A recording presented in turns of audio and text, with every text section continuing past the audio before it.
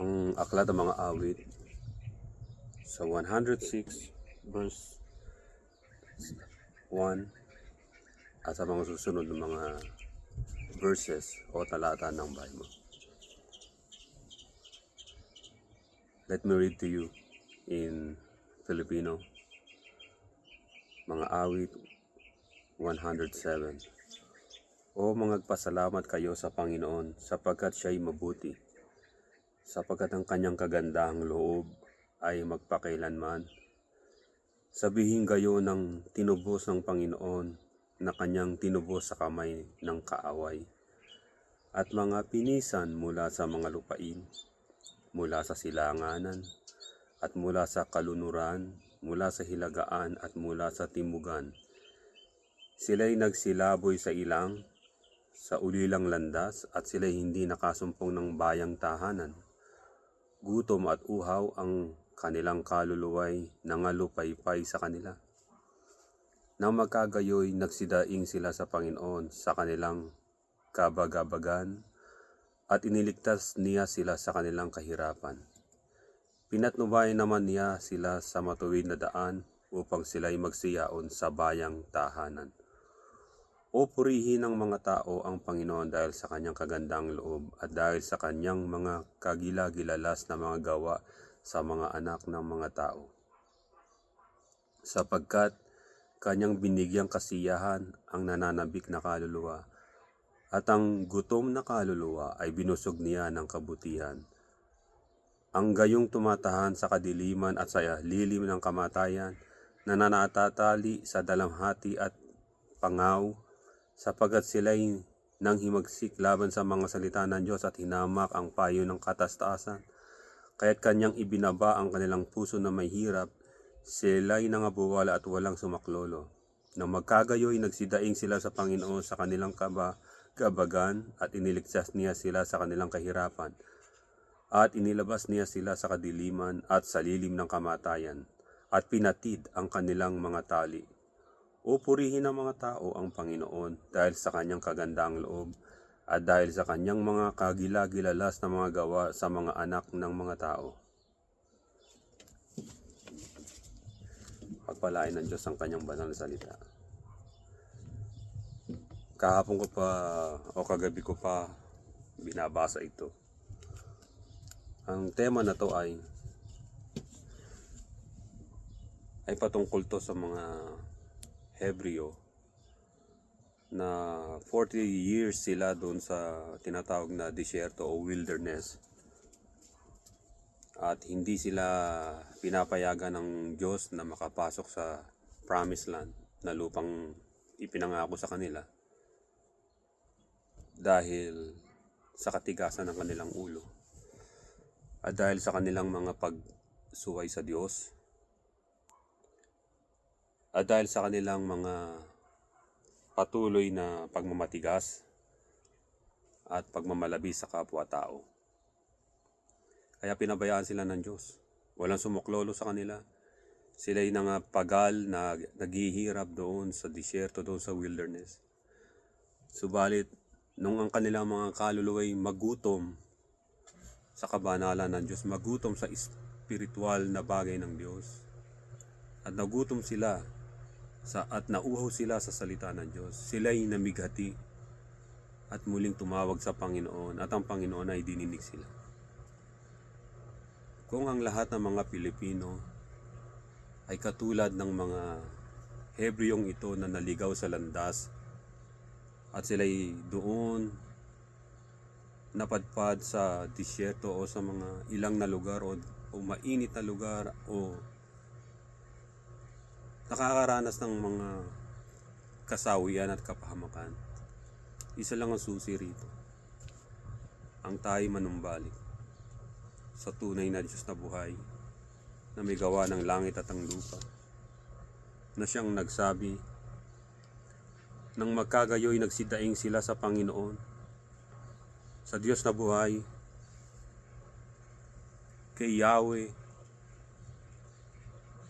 kay the great I Am, at silang lahat na magkagayoy nagsidaing sa Panginoon sa kanilang kabagabagan at iniligtas niya sila sa kanilang kahirapan.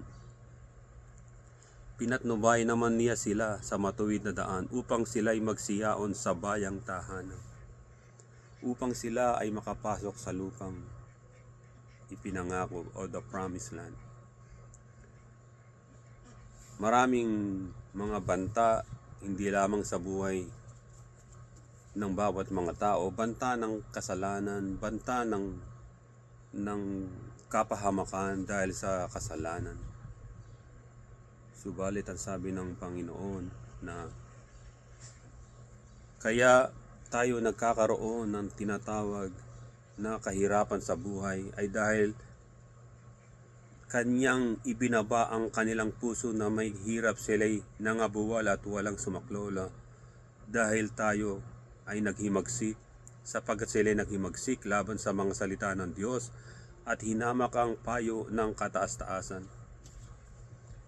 This is the right time. Ito ang panahon na manumbalik ang lahat ng mga Pilipino sa kataas-taasang Diyos, sa the Most High God na lumikha ng langit at ang lupa. Gusto natin ng kapayapaan sa ating inang bayan na Pilipinas o saan man tayong lugar na naroroon. Gusto natin ng kapayapaan. Ang sinabi ng Panginoon, kayong mga nauuhaw ang inyong kaluluwa at nagugutom sa salita ng Diyos. Tandaan ninyo na si Kristo lamang ang tinapay ng buhay at siya ang tubig na nagbibigay buhay. Nasa Kanya ang tubig na siyang salita ng Diyos na nagbibigay ng buhay. Sapagkat sa galak ng Banal Espiritu Santo, tayong lahat ay mapupuspos. Wala na tayong ibang hahangarin sa mundo na to kundi ang mapayapa, tahimik, at sagana sa biyaya ng Diyos at sa galak. Kung ang iba sa inyo ay nakararanas ng kahirapan, bagabag, tignan ninyo ang sinabi ng Panginoon dito. Sapagkat, sabi sa versikulo 9 ng 107 ng mga awit, sapagkat Kanyang binibigyang kasiyahan ang nananabik na kaluluwa, at ang gutom na kaluluwa ay binubusog niya ng kabutihan. Kung tayo po ay nauuhaw sa salita ng Diyos, hingin natin sa Kanya ang tubig na nagbibigay ng buhay.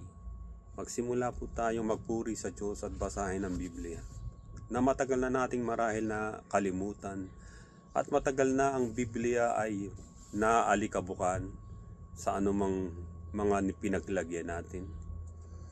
Marahil ang mga pahina ng mga papel ng Biblia ay naluluma na o walang palatandaan na binubuklat natin ang Biblia para tayo magbasa.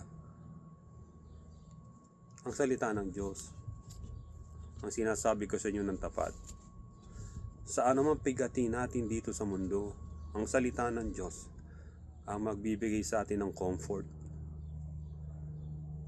Wala man tayong kasama sa buhay, wala man tayong kasama sa isang tahanan. Ika'y nag-iisa, ako'y nag-iisa, siya'y nag-iisa, tayo'y nag-iisa. Subalit sa ating pag-iisa, kapag hiningin natin ang salita ng Diyos na siyang pumuno sa ating mga uhaw na kaluluwa at gutom na kaluluwa sa salita ng Diyos, tayong mga namibigati tungkol doon, nauuhaw sa salita ng Diyos, kapag sama-sama tayong nanalangin at binasang salita ng Diyos, tayong lahat ay nabubusog at nabibigyan tayo ng kasiyahan mula sa Biblia. O purihin natin ang Panginoon. Tayong mga tao ay dapat magpuri sa Diyos sapagkat sa Kanyang kagandang loob, tayo ay Kanyang pinakikinggan.